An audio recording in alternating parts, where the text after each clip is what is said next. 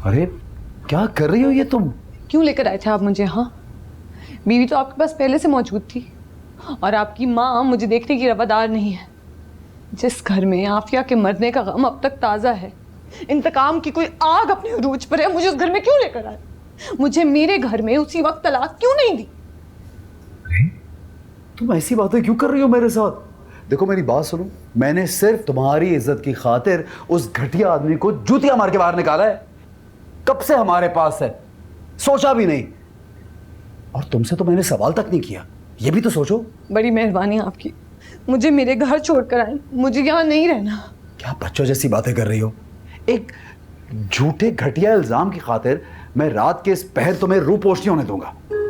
आपके घर में मुझे पहले ही कोई बर्दाश्त नहीं करता और इस सब के बाद कोई गुंजाइश नहीं है।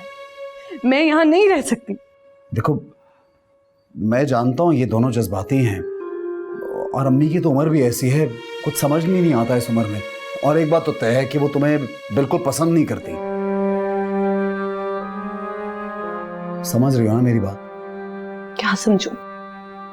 मैंने 10 साल आपका इंतजार किया है, सारी जिंदगी कर लेती, लेकिन काश आप मेरे ख्वाबों को इस तरह से बर्बाद ना करते। काश आप ऐसे शख्स ही ना होते।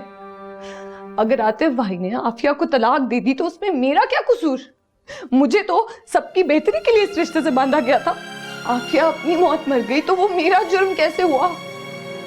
गुस्से और दुख की आग के लिए 10 साल भी कम पड़ गए।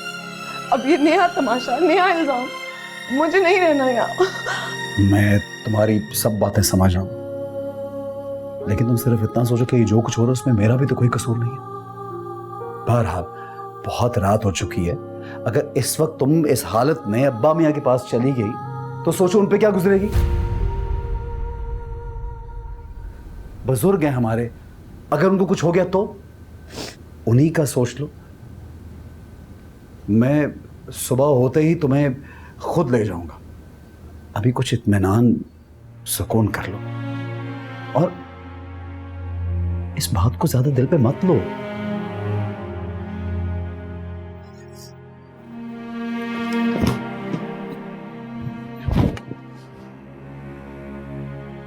जगह खाली कर दिए, आराम कर लो।